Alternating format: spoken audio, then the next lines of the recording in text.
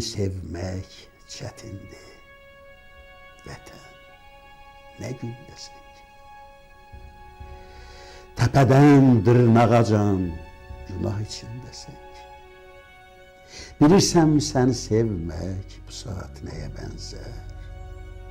Zorlanmış bir qızı sevməyə bənzər.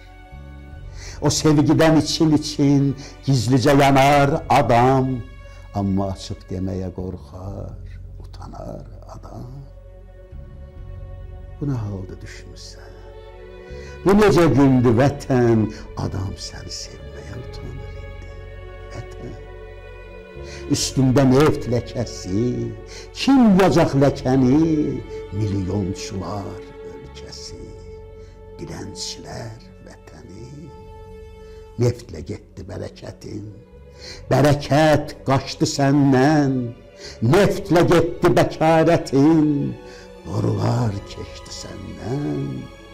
Qarış, qarış qazılsan da, sevin, hələ ki sağsan. Qara neftin qutaranda, ağ günə çıxacaqsan.